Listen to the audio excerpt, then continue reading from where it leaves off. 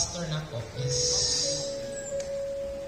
the good harvest, taken from the book of Galatians 6:9 to 10. Ang pagkapasahon. Let us not become weary in doing good, for at the proper time we will reap a harvest if we do not give up. So before that, ako hanggang ng mga mubarok kay mga ampot na. Dear God, also loving you siya sa mga Father, sa matikas, sa karong at mga natin ka na mo, not because sa karong message ako i-share rin God na you use me as an instrument, Lord God. I-share your power, Lord God, na not God na masabtan sa tanan. Kahit me, Lord God, sa tanan. In Him Jesus we pray.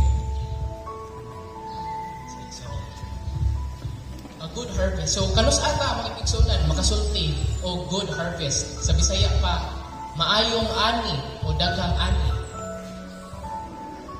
Kung atong makita no kay kung healthy siya, abundant o high quality, nindot o kalidad o walay daghang kadaot. But before one enjoys a good harvest, he must first plant the seeds, ang liso.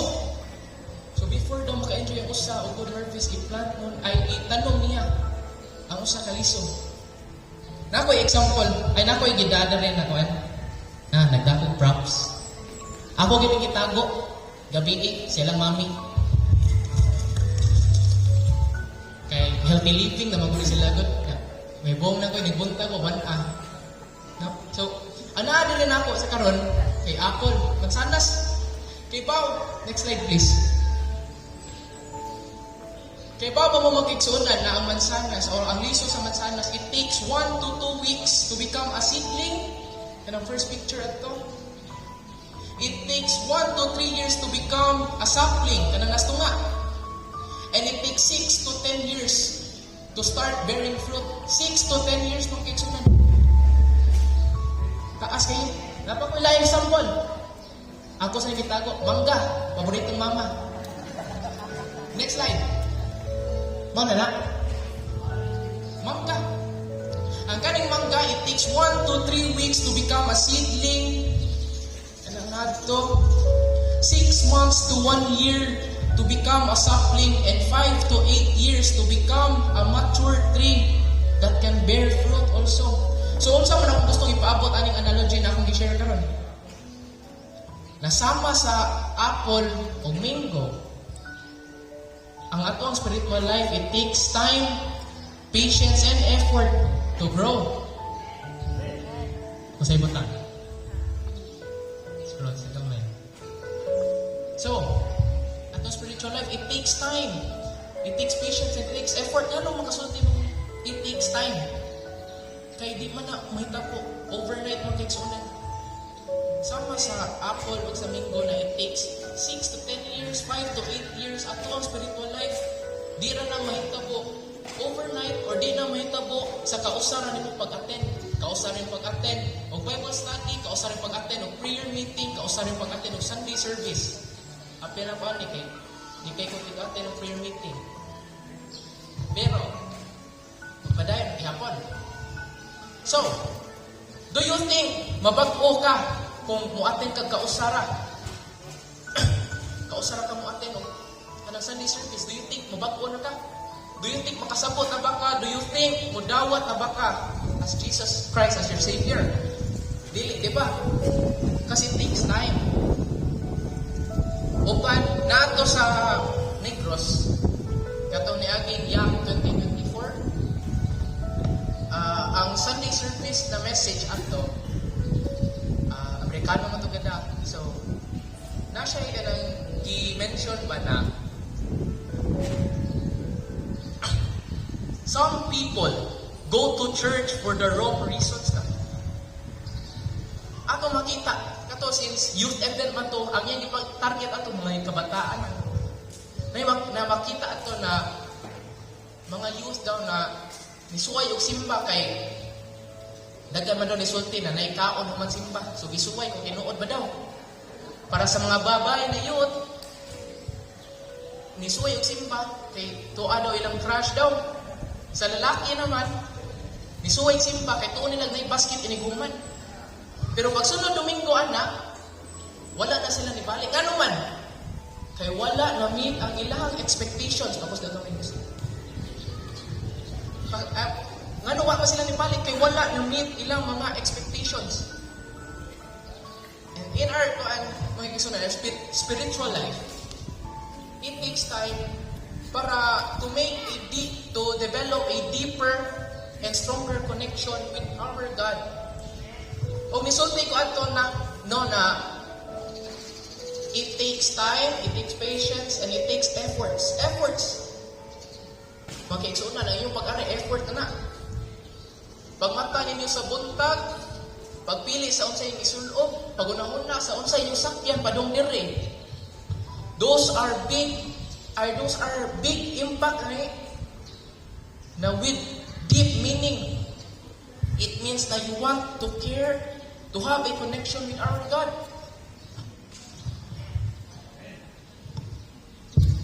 So, ibaba mo sa story of the parable of the sower. Mabasa kini sa Matthew 13:3-9. Long story short, Jesus explains.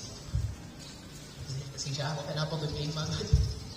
So, in that story, long story short, Jesus explains that the Word of God is like a seed and our hearts are the soil. Ang pulong daw sa Ginoo ay maong liso, nagitanom sa atuang kasing-kasing. Next slide. Ayo. Kana, sakto to ba? Mangutan ako karon mong igsunan, asa dapat itanom ang katong liso, katong Word of God. Sa good soil na mamugat at mamunga o sa rocky grounds where it struggles to grow.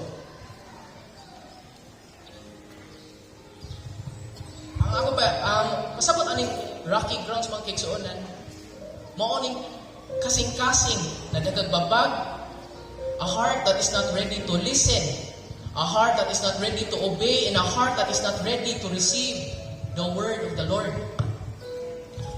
Ang kaning good soil is a good heart that is willing to receive the word of the Lord wholeheartedly.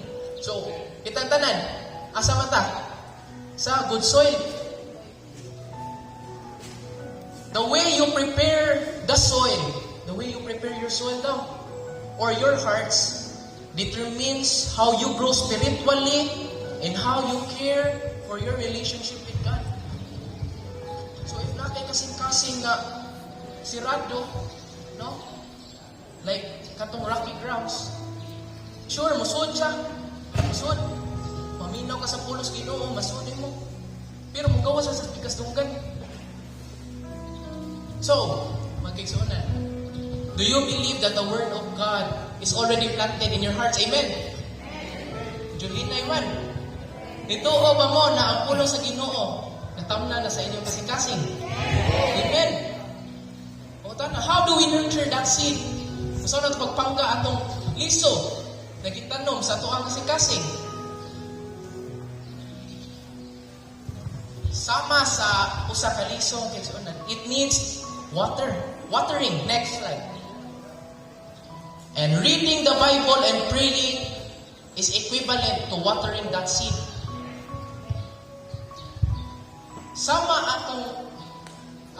sa usa ka plant, no? Nakinahanglan tubig. We need the Word of God to help our faith grow stronger.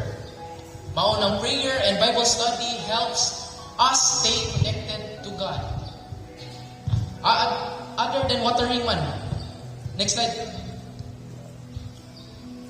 We need the sunlight. And good deeds is the sunlight for growth. When we help each other forgive and show kindness, atong i-reflect ang gugma sa Ginoo. O kana na action mong kaigsuonan, it also plants seeds in other people's hearts. Muna naka-encourage nila to have faith, to grow faith too. Kaya gusto silang sunod sa akong sa iyong gibuhat. No? Minod kayo makatabang. O lastly, kung sa kinahanglan para matubo itong liso, nagitamnan sa ilang kasing-kasing, is to avoid sin and distractions. Kanang sin and distractions, sama ra na siya sa makadaot na sagbot, the weeds. Weeds choke good plants. So, ituok daw sa weeds daw. Katong mga nindot yung pambuhat. Like sin, sala, bad influences, and negativity. Those things can stop your spirit from growing or your spiritual growth. Now, we have to remove these distractions to stay focused on God. So, nasa Galatians 6:7 ay Elisa. Ba? Okay. So, Galatians reminds us that Galatians 6:7-9. It reminds us that we reap what we sow, and if we sow good things, we will receive blessings in return. So, inundong may mga kiksuna na kaning mga distractions na himong babag or himong ning maka-discourage, parang padayon ta. And we must not listen to that. Instead, we must listen to God. And with that, ato na ta sa ato ang main point. Kaba? The promise of a good harvest. Kaya siya, kaning slides ako naman mga effects na, pero wala mo, wamas kiastros, so kana na sa. Dugay ko na ito, kaning parang wala. Di continue ta. Ako main point is the promise of a good harvest, ang saad sa maayong ani. Next slide. First point, do not get weary in doing good. So, nakikita mga times na sa mga nindot na itong ipamuhat pa, mula natin times na munda galit. There are challenges of staying kind, staying patient, and staying faithful. Example sa mga challenges, financial struggles, health problems, kanang ipamati sa lawas, temptation, and waiting for God's timing. Muna yung mga examples na makatest sa inyong kindness, makatest sa inyong patience, o makatest sa inyong faith. No, mga pangutan na mo, nga akong i-appeal ang waiting for God's timing ari na makatest na to. Ato na tubagon, nagtataon. So, napagutaan kanang na-implant sa itong namuna pa na kung di na ito makita ang results dayon, gusto na tamundang, gusto na matintal tagundang. Makahuna-huna na natadili na natin magpadayon, kay anak. But in Hebrews 6:10, it says that God is not unjust, He will not forget your work. Hindi daw kalimtan sa Ginoo ang imong gipamuhat. And the love you have shown Him as you have helped His people and continue to help them. So every act of kindness you put out in the world has a way of coming back to you. Saying ini siya. Mahitabo rin siya in times you least expect, at the moment you need it most. Kibawa mo sa story ni Jacob ni Rachel? Sa Genesis 29, na ito gisulti na Jacob worked 14 years to be with the woman he truly loved. 14 years. Siya nagpaabot, nagtrabaho. Wala sila na story ni Joseph the Dreamer. Genesis 37:41. Long story short, ang journey ni Joseph wasn't easy. Dili sa iyo. Dili lalim. Kaya his journey took 13 years of hardship. 13 years gantos si Joseph. He was betrayed, he was sold, and he was in prison. Pero after 13 years, he became the second in command in Egypt. At saan ko gustong ipaabot ani na mga stories? Muna nitubag atong pangutana, mga kigsuon na ngano akong i-appeal ang waiting for God's timing. Because these stories would teaches us to trust in God. Trust in God's timing, even in suffering. Because His plans are always greater than ours. Tinuod na we have plans. Dagang pangandoy. Pero sure ko, majority anak, wala na hitabo. Ngano man? Because God gave you something far more greater than what you asked for.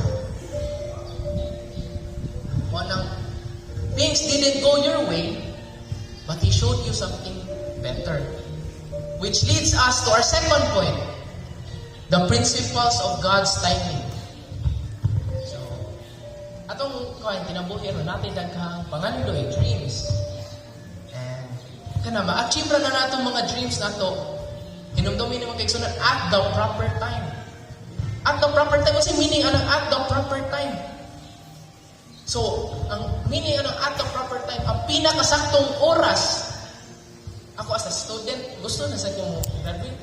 Pero, at the proper time. Ang meaning anong at the proper time, unang pinakasaktong oras, mauning moment na giplanuhan, mauning moment that is destined, o sometimes makasulti tag meant to be. So, pangutan ako, how do we know if this moment is meant to be? We don't. Wala ta kay ba? Maunang akong isulti balik-balik yun na we must trust in God because He will fulfill His promises. Okay, you have prayers not according to our time, but according to His perfect time. So, just like itong mga examples sa ganiha, ang mansanas, ang mangga, that it takes time to grow, and so do blessings. Meaning, just like the seeds, ang liso, it takes time, it needs care, and it needs the right conditions to grow. Blessings also take time to unfold. Dili na nato makita immediately, but with time, with patience, faith, and perseverance, the right opportunity, answer, and reward will come when the time is right, and that is God's perfect timing. Amen? Amen. Which leads us to our last point. No, ba? English ah. The call to do good to all. So, i-recall na ito ganiha. When we help others, forgive, and show kindness, we reflect God's love. So, how? How is helping others an act of faith? Because when you help others, makiksuunan, you are obeying God's command. Una na, you are obeying God's command. The Bible teaches us to love and serve others. Nato sa verse sa Matthew, muro to. Love the Lord your God with all your hearts, with all your soul, and with all your mind. O ang ikaduha ato, ang continuation ato kay Marag, love your neighbors as you love yourself. So, this commandment shows that true love of God is reflected on how we treat others. Amen? So, ang ikaduha, why helping others is an act of faith? Because you are trusting in God's provision. Nagsalig ka sa tinugdan sa Ginoo. When we give our time and support, we trust that God will provide for us in return. So, pero ayaw mo pag-unahon na, magkusoon na muhatag kay sure ko gana, na mabalik din ako, ayaw pag-unahon na, anak. Muhatag ka kay, it's what is right, man. Kung may sakto. Yo. In Luke 6:38, ako magabasahon, give and it will be given to you. A good measure pressed down, shaken together, and running over will be poured into your lap, for with the measure you use, it will be measured to you. So, ang paghatag, giving is not just about helping others. It is an act of faith in God's provision. When we serve with love, we ensure that we will never lack what we truly need. When we serve with love, we ensure that we will never lack what we truly need. Sometimes, pagkasulti na lang timing. So, na ba na? Pagkasuhin na ko kadang eskulahan, puntan ba? Ano, doon lang ng classmate. Librehati ka, timing. So, that is actually the work of God. Nagibantayan ka niya. No? Kay bao siya, unsay imong kuwang, Never ka makuwangan. And third, why helping others is an act of faith is you are reflecting God's love. Serving others is a way to show God's love in action. Believing that He works through us to bless others. So, wala dyan kagabaw kay Exxon na, ikaw karon usa ka ka-blessing sa tao sa gawas karon. No? Usa ka silang answered prayers. In Matthew 5:16 it says, "In the same way let your light shine before others, that they may see your good deeds and glorify your Father in heaven." So when you help others, you are actually encouraging them to do the same. Karang resulti gani nga, it encourages them to have faith too. Wala, hindot mo siya. Ganang kung sunod na, murang may encourage sila ba? No? Sa pag-share sa pulong sa Ginoo, ma-encourage yung uban youth. And in my conclusion, gusto na ako i-remind ninyo, mga kaigsunan, how important it is to have patience, to have faith in growing your spiritual life. It doesn't happen overnight, and it doesn't happen after one attendance at church. It will only grow when you have perseverance and the will to keep on following Christ. Ito, the will to keep on following Christ. Medyo short na din ako naamdam na Bible message, pero naot pa na natin na sabitan ato pa. So, ako yung tanan pagmaro para ang po.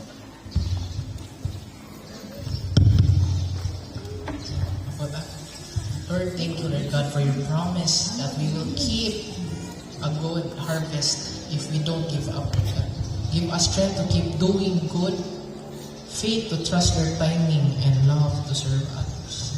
In Jesus' name we pray. Amen.